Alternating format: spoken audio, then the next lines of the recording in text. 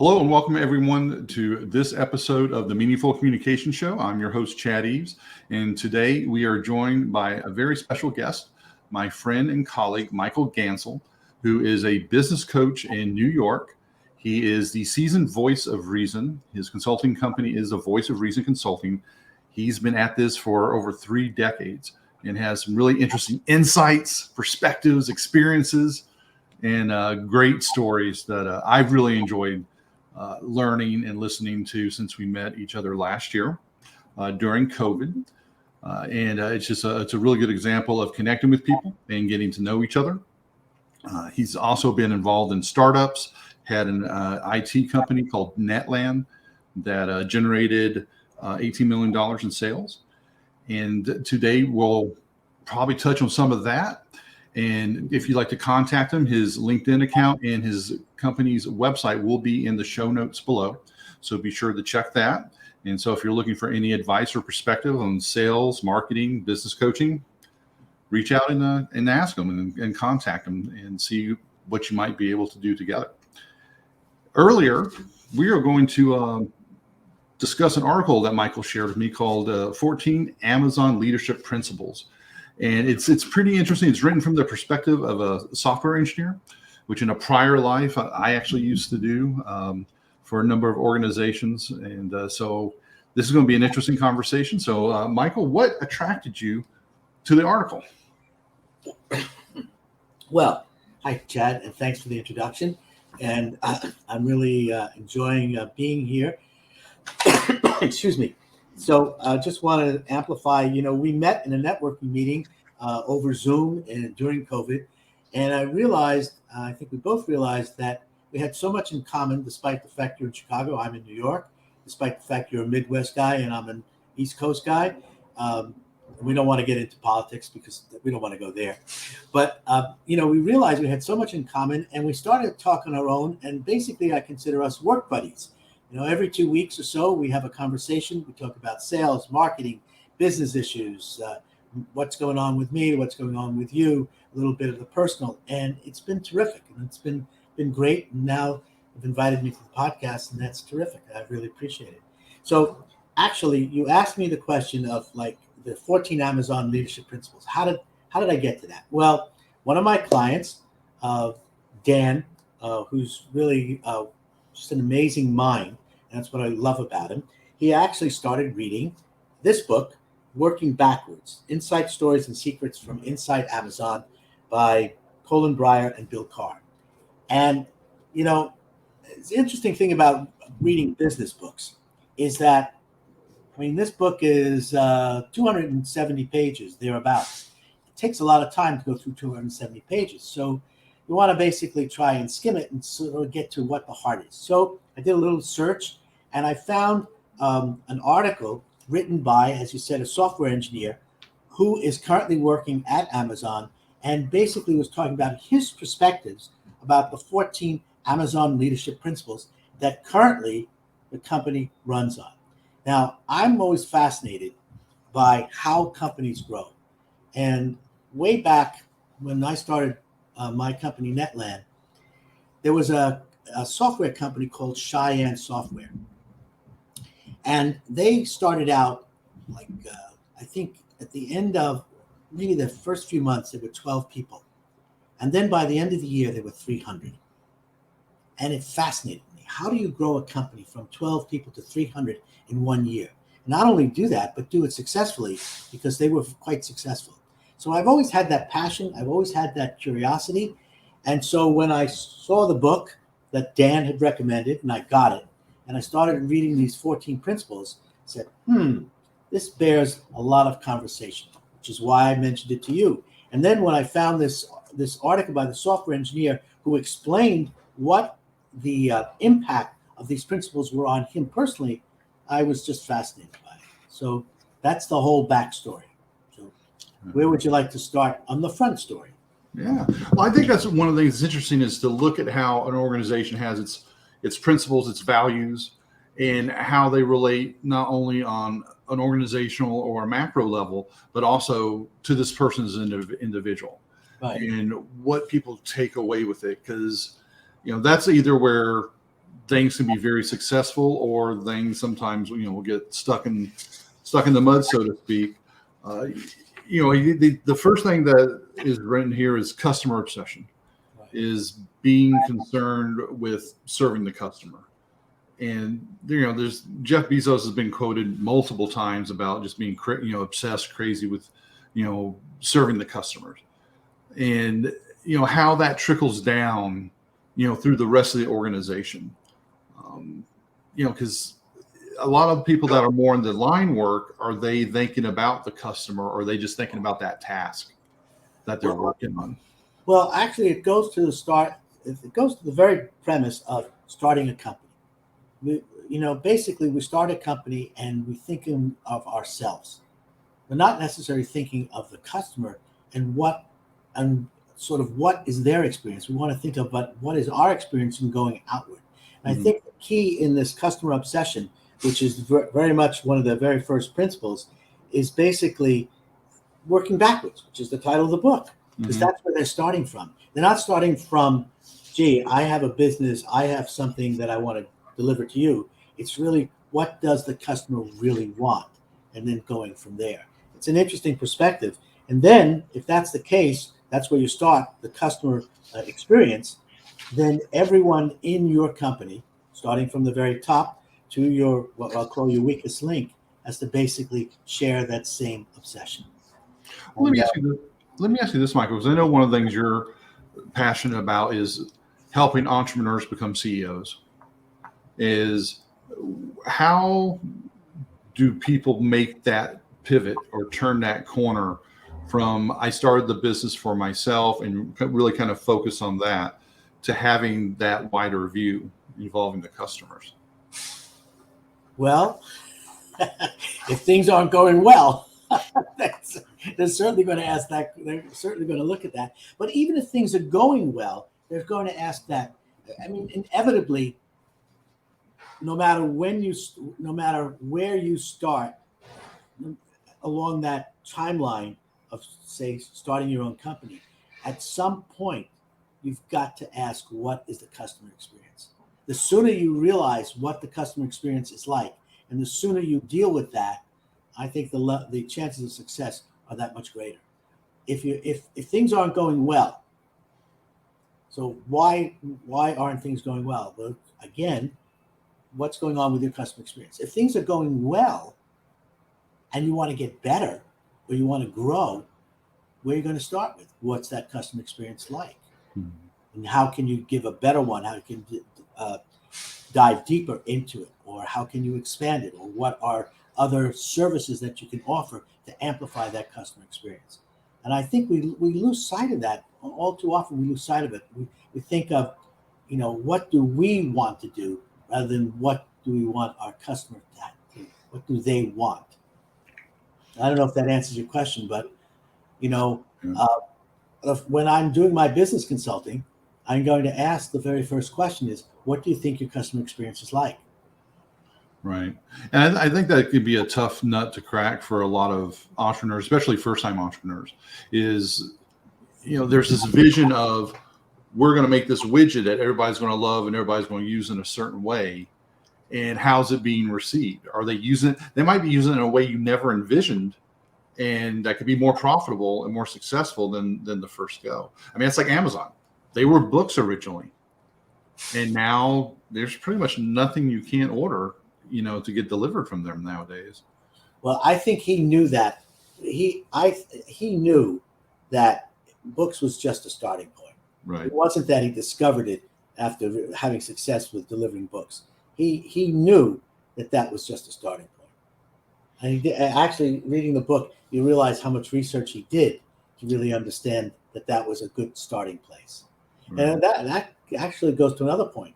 How much research do we do before we enter a marketplace? Sometimes we don't do any research. We just go in and we do it. Mm-hmm. Well, it's an interesting contrast to Steve Jobs. Yes. Whereas he's fascinating. Yes. Yeah. So, in the marketing 101, you typically say, well, what does my target want? And yet Steve Jobs basically turned it around and said, I'll tell the market what they want. Right. Right. But that is actually, that happens. So there's no one way. I mean, Bezos did the same thing. I'll tell the market what it wants. Mm-hmm.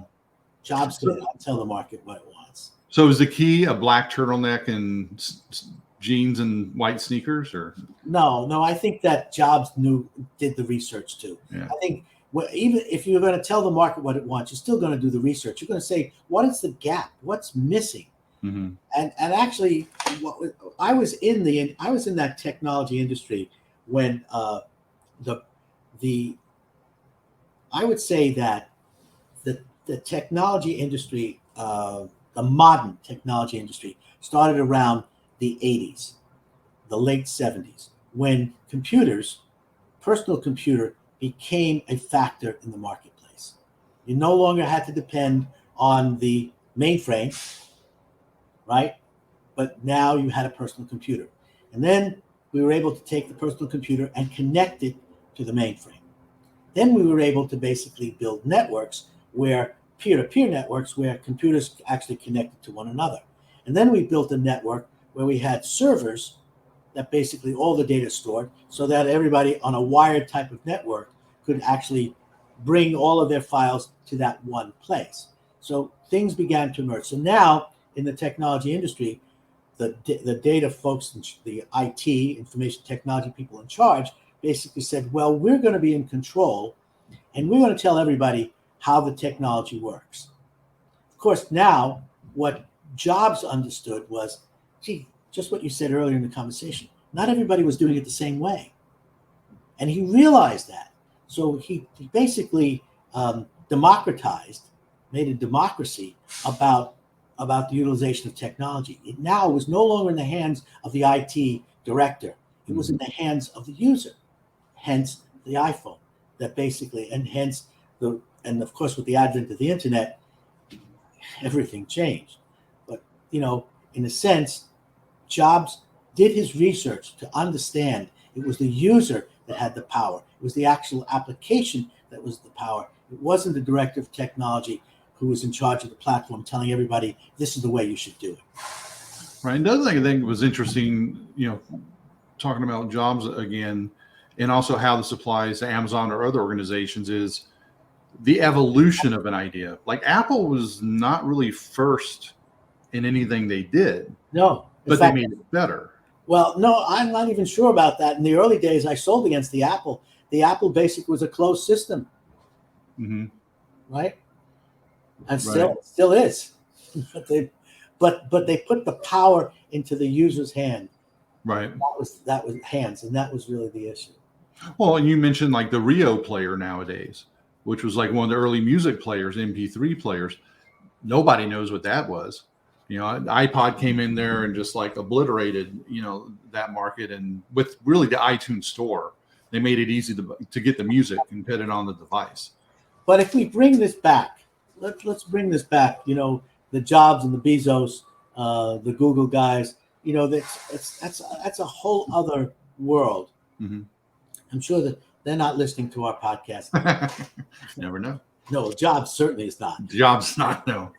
But probably the folks that are listening to our podcast are saying, okay, so how does this relate to me? Mm-hmm. I'm a small business owner. You're a business coach. You're a communication expert. How does this relate to me? And I think the principles themselves are what relates. I mean, for instance, ownership. So that means that basically everybody in the company, no matter how small that company is, everybody has to own up. Everybody has to have a level of accountability, a level of ownership. Right. So if you have people in your organization that are not owning up, then you have a choice. You either manage to train them, educate them, and work with them so that they own up, they are accountable, or they leave, or they go, or you say, I'm not sure that we're the fit that is going to make this company go. So I think ownership is one of his basic principles, and I think that it goes to accountability at every level. Right. Well, in addition to the accountability part, I think is the decision-making, aspect of it too. One of the principles in here is hiring the best. Yes. And then the flip side of it is getting rid of people when they're not working. And a lot of organizations will drag their feet at, making that decision. Well, the hardest decision that a small business owner, entrepreneur, CEO has is basically letting people go. Mm-hmm. And basically, I don't. It's not a simple task. Should be on some levels, but I think as a business consultant and a coach dealing with business entrepreneurs, I think the greatest difficulty of decision they have is letting people go who are no longer right for the organization. And that principle there is, everything that you've done to get to a place in time, which has worked with the people in the company that you've had. Now you want to get to the next level. It may become very apparent that some of those people are not going to help you get to that next level. But what do you do? Can you retrain those folks? Can you educate them? Can you make them help you get to the next level? And if you can't, then you do have to make the decision to let people go. The difficulty is that about their private lives. That they're human beings. They have expenses. That if you let them go, if you fire them, what are they going to do? And so you get involved. Tough decisions. The Right. reality is you're not responsible for their life. If you feel that you're responsible for their life, well, maybe you shouldn't be a business person. Maybe you should be a priest or a rabbi. But it's like it's you can't take that on, that responsibility. You have to be fair and a good person, but it's not your responsibility. Yeah, I think that's where a good number of people get tripped up too. I was actually having this discussion with another colleague about 2 weeks ago, whereas, we're family. They weren't related to anybody. And there was definitely some issues that they were having inside the organization, about 15-person company, fairly, small. But his perspective was everybody's family. We treat everybody like family. And, but you're not. And like you're saying, if you're not in a position to make that decision, however painful it could be, it's definitely, unless someone does something wrong and gives you cause, that's a completely different, breed of cat. But that, it's an interesting thing. Part of the culture in a small company is to embrace the fact that you are a family. You're all working together. You all have a singular purpose. You're all rowing the boat in the same direction. But ultimately, the family expands. And I'm not necessarily talking about a family business. I'm talking about a business where no one is related, but it's still, everybody feels like a family. Mm-hmm. And yet, in any family, there are people who pull their weight and the people who don't. And then right. Difficult decisions have to be made. My partner, Matt, fired his brother. My partner, Matt, was in business prior to he and I getting together. And when he had hired his brother and he had to fire him. So, But yeah, I've had to let people go in the past that I really was very close to and really liked, but they weren't the right person in the right seat for getting the company to move to the next level. And there is actually bringing some other folks in. Gino Wickman has written a book called Traction, which is part of the Entrepreneurial Operations System. And he talks about the concept of RPRS, which is right person, right seat. And again, that goes to, that's a very important principle. And in a sense, it's not unlike one of the Amazon principles, which you said is hire and develop the best. Mm-hmm. Yeah. The flip side of that too is the responsibility of the decision maker doing the hiring.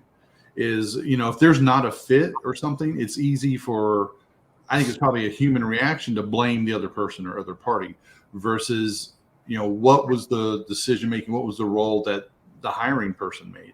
Yeah. Where did they fall short or make a mistake? Yeah, I think one of the principles here is, part of that is hire and develop the best. But I think it was also, what I'm missing.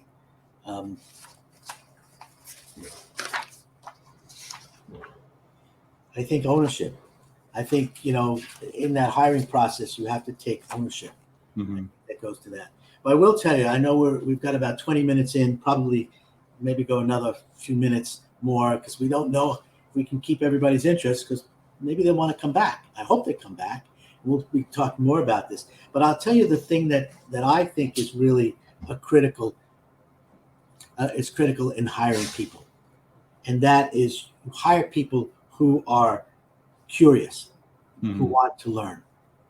And I think, I've hired many salespeople in the past and currently, hired salespeople in my company, and then hire them for clients as a consultant and a coach. And I think that the key is finding people that are forever want to learn and are forever curious. Right. I think that is such an important thing. And I think people sort of have gone to college, or they've gone to high school, they've gone to college, and they're finished with their education. And if you find people in your company who basically feel they finished with their education, then I can tell you that those people are not right for your company. Right. No one is ever finished their education. Every day is a learning experience. And every day you have to be open to and be curious. Read a book, read an article, ask the why, just want to understand how it works, why does it work, and do it better if you can. Absolutely. And, this is one of the reasons why we're, doing this podcast, and then, more down the road, we can, expand on some of these topics. There's still a lot more that we haven't even touched on, and you're talking about, again, it's ownership and, making the right decisions, and how much of that is driven by organizations and leaders understanding who they are, like what their meaning is of being in business, and how that translates into their decisions. That's like even as simple as a project. When people don't know why they're sitting there working on something, if it hasn't been communicated clearly and their interests are not, in line with the bigger interests, it doesn't have to be 100%, but it has to be enough that it's that they're contributing and making a difference. And when leaders don't make that right first step, it can, impact all these other factors, the ownership, emphasizing learning. Everybody likes to say you have to learn, but then how do they back it up? Do they provide the time? Do they provide the resources? And things like that. But this has been a great, touch on just these topics. We'll have a link to these in the show notes as well. I hope it's looks like it's a little sunnier there than here, and I hope you're having a great Wednesday there, Michael. Anything you'd like to add as we wrap up today? I just had a thought that went in and out of my head. Let's see. That's funny. It was. Well, and that's the thing, is like when we go back and we look at these different topics, and we touch on the other ones, and the books that we'll mention as well, the ones that have really helped us shape what we're doing, why we do it, and there's so many treasures around us that we get too busy. I think that's one of the dangers in getting back to normal that we face in business or society, is getting back to normal too often was getting back to being too busy and not dealing with people, appreciating people like we were right at the start of the pandemic, and still doing that learning. Take 20 minutes, 30 minutes a day to read something along that. How much I love books and libraries, and it's just kind of like breaking on that, and everything that was normal, maybe we don't have to get back exactly to the way we were doing it before. Yeah, it's true. So I now know what the thought was, and maybe it should be something that business is not a Nike commercial. Just do it. Right. That I think that that's really that goes to the heart of it. That goes to the point about training and educating and so on and so forth. Is if business owners say, well, just do it. There's no such thing. So business is not a Nike commercial. That was one of the things that really resonated, and I won't go too much down a rabbit hole here, but the bias for action is, when I saw that, it's like a lot of IT that people are familiar with are business systems. So if you mess it up, it's not a real catastrophe usually. But like if you're working on like aviation systems or medical devices, stuff like that, you don't want to just do it for sure in the technology world from that perspective. And, as you mentioned earlier, it's the human element. A successful leader doesn't want to be in a position where he or she has to let somebody go because they made a mistake or they made a miscalculation. Yeah, that's true. But, actually, we have just 2 more minutes or so. Sure. The interesting thing about the bias for action is one of the things is ask for forgiveness, not for permission. That we should talk about that because that's an interesting challenge on both sides. In other words, you're the leader, and you say, "I want you to do it this way." It frightens people if they want to try and do it another way, so they don't. So you get your way, but you don't necessarily get the way it should be.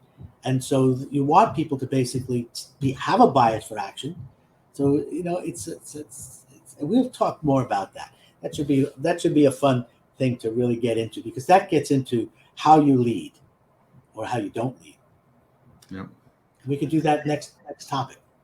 Absolutely, and that connects to one of the other topics that I look forward to discussing is the delivering results part. Is how much is that key to you're delivering the result and maybe you're painting outside the lines, but you're getting it done? Or is it a highly regulated environment where maybe that's not such a good idea? So, and also the ROI, return on investment, is part of that too, because that's an external approach. So we got more stuff to talk about and have some fun. Well, Michael, thank you very much for joining me today. Look forward to our next discussions and our next time together here on the Meaningful Communication Show. Absolutely. Well, I hope everybody has enjoyed it when they listen to it and reach back to us. Voice of Reason Consulting is my website. I am LinkedIn, Michael Gansl. You can find me easily enough on LinkedIn. And through the show, if you have some questions, Chad and I will be delighted to respond. Yep, and links will be in the show notes. Thank you all very much, and we'll talk to you next time. Bye-bye.